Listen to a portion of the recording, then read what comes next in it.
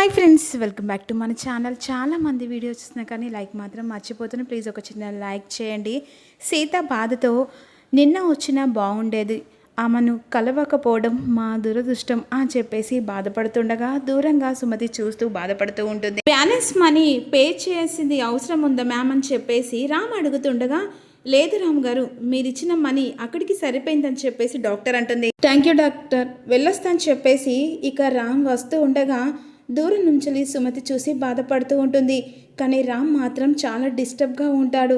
తనని కలిసినా బాగుండేది అమ్మని అని చెప్పేసి ఈ విధంగా అంటుండగా, నువ్వు నీ రక్తం ఇచ్చి కాపాడవు కదా మామ, ఇక తన రుణం కూడా తీర్చేసుకున్నావు అని చెప్పేసి సీత అంటుండగా, రక్త సంబంధం అంటే ఇదే అని చెప్పేసి సుమతి దూరంగా అనుకుంటూ ఉంటుంది. నేను నా కొడుకును కాపాడుకుంటే నేను ఎవరో తెలియకున్నా నన్ను అమ్మలా అనుకొని ఇక వాడు నన్ను కాపాడుకున్నాడని చెప్పేసి సుమతి మనసులో అనుకుంటూ ఉంటుంది. ఆవిడ చేసిన సహాయం ముందు నేను ఇచ్చిన రక్తం, డబ్బు చాలా చిన్నది, రుణం ఎలా తీరినట్టు అవుతుంది సీత అని చెప్పేసి అంటుండగా, నిజమే మామ, ఉన్నప్పుడు మనం వచ్చి ఉంటే ఆవిడ ఎవరో తెలుసుకొని ఆవిడకు తగినంత సాయం కూడా చేసేవాళ్ళం కదా మామ. సీత బాధపడుతున్నాను, కనీసం కూడా తనకి థ్యాంక్స్ చెప్పలేకపోయాను అని చెప్పేసి రామ్ అంటుండగా, నువ్వు నాకు థ్యాంక్స్ చెప్పడం ఏంటి నాన్న, నిన్ను కాపాడుకోవడం నా బాధ్యత అని చెప్పేసి సుమతి అనుకుంటుంది. బాధపడకు మామ, ఆవిడ ఎవరో తెలియకుండా ట్రీట్మెంట్ చేయించి అత్తమ్మ పేరు పెట్టాము,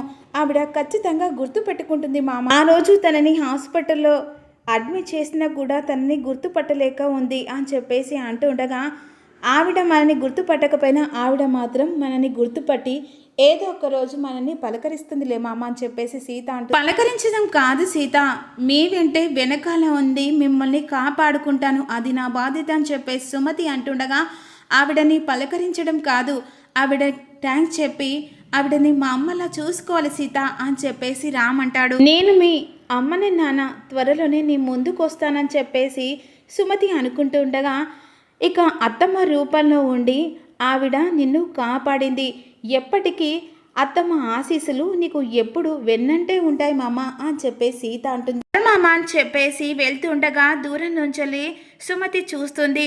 ఇక నీకు దగ్గరికి వచ్చేస్తానా అని చెప్పేసి అనుకుంటుండగా ఈలోపు డాక్టర్ వస్తుంది.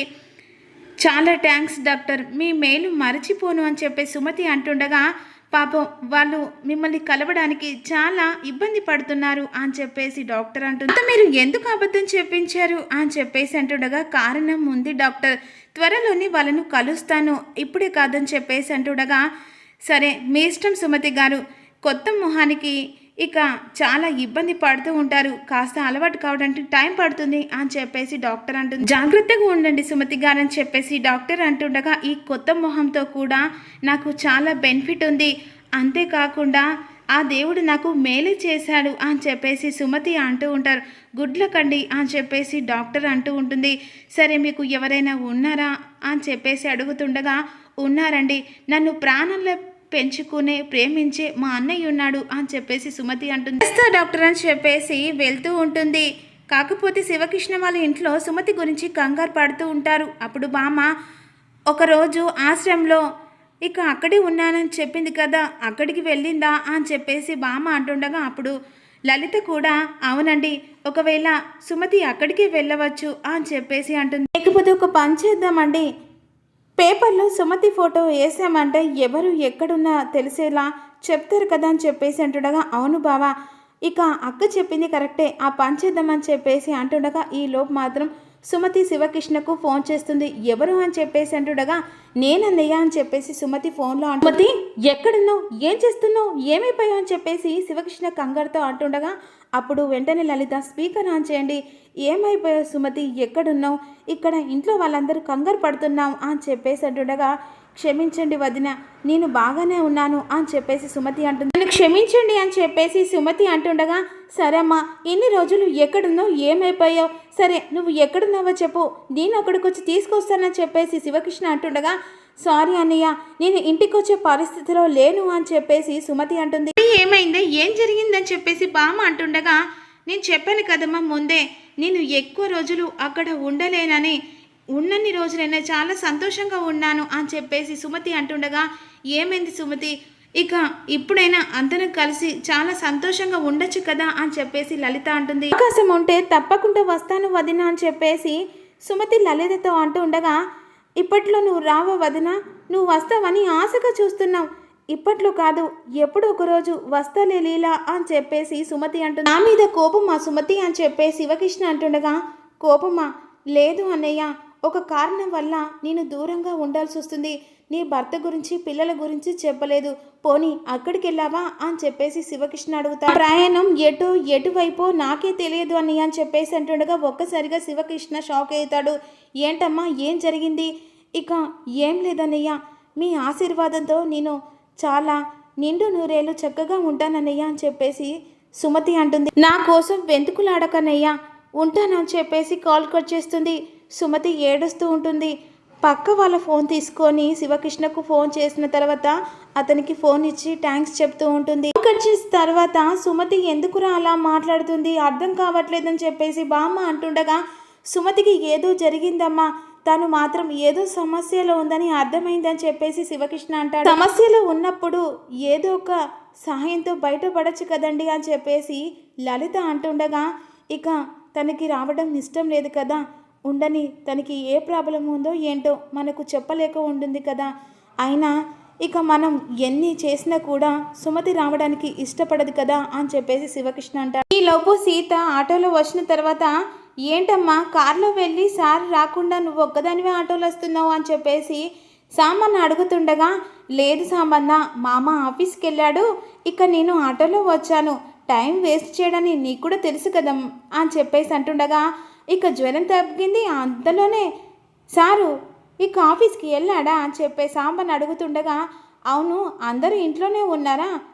అందరూ ఇంట్లోనే ఉన్నారమ్మా అని చెప్పేసి అంటారు. ఈలోపు సీత లోపలికి వచ్చిన తర్వాత డోర్ లాక్ చేసి ఉంటుంది. కాకపోతే ఇంట్లో ప్రీతి ఉష భరతనాట్యం నేర్చుకుంటూ ఉంటారు. పట్టపగలే తలుపు వేసింది డోర్ కొట్టిన మాత్రం ఇక లోపలున్న వాళ్లకు టీవీ సౌండ్కు వినిపించకుండా, ఏంటి పట్టపగల డోర్ వేశారు అని చెప్పేసి సీత చుట్టూ చూస్తూ ఉంటుంది. ఇంటికి దగ్గరికి వచ్చిన సీత వీళ్ళ డాన్స్ని చూస్తుంది. చిన్న మామయ్య డోర్ తీయండి అని చెప్పేసి గట్టిగా అరుస్తుండగా, ఇక వీళ్ళు మాత్రం డాన్స్లో మునిగిపోతారు, వీళ్ళకి ఏమైనా పిచ్చా అని చెప్పేసి సీత అనుకుంటుంది. హలో తలుపు తీయండి అని చెప్పేసి గట్టిగా అరుస్తూ ఉంటుంది. కానీ సీత మాటలు వినిపించకుండా డాన్స్ వేస్తూ ఉంటారు. అప్పుడు వెంటనే సాంబన్న ఇటు రా అని చెప్పేసి సీత పిలుస్తుంది. రౌతు తీసుకురాపో అని చెప్పేసి అంటుండగా, ఎందు సీతమ్మ నన్ను కొట్టడానికా?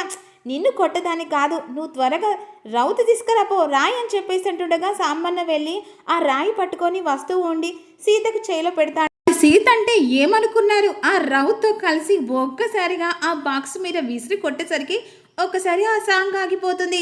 ఇక్కడ డాన్స్ వేసే ప్రీతి ఉష అక్కడే ఆగిపోయి చూస్తూ ఉంటారు. అసలు రాయి ఎలా పడింది అని చెప్పేసి జనగిరి చూస్తుండగా సౌండ్కి ఒక్కసారిగా ఇక రేవతి చలపతి కూడా వస్తారు.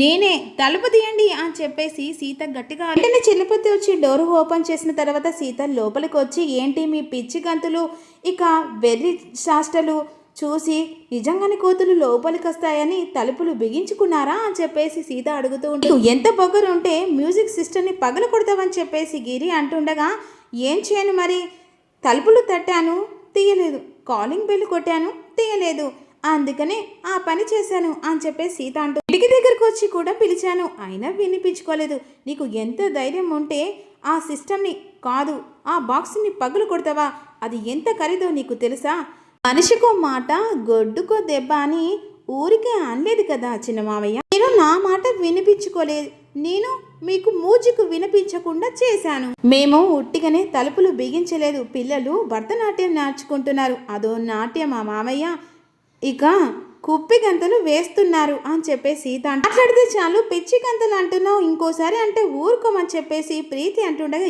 ఏం చేస్తారే అంటే మా పెద్దమ్మకు చెప్పి నీ భరతం పడతాం అని చెప్పేసి ఉష అంటే, చేసేది ఒక భరతనాట్యం, మళ్ళీ నాకు ఒక భరతం పట్టడం చూపించండి అని చెప్పేసి సీత అంటుండగా, ఏంటి వెటకారం అని చెప్పేసి మహాలక్ష్మి అంటుంది, చూడు పిన్ని మ్యూజిక్ సిస్టమ్ని రాయితో కొట్టి సీత పాడు చేసింది అని చెప్పేసి ప్రీతి ఉష చెప్తూ ఉంటాను. తనకు రాని భరతనాట్యం మీకు వచ్చిందని ఓర్వలేకపోతుంది, తనకి ఒళ్ళంతా కుళ్ళు, తనను లేనిది మనకు చూసినావా ఏదైనా సరే తను ఓర్వలేక భరించలేక ఇలా చేస్తూ, ఏంటో గొప్పతనం, నాకు భరతనాట్యం రాదన్నారు, మరి మీకు వచ్చినట్టుగా పోజులు కొడుతున్నారేంటి?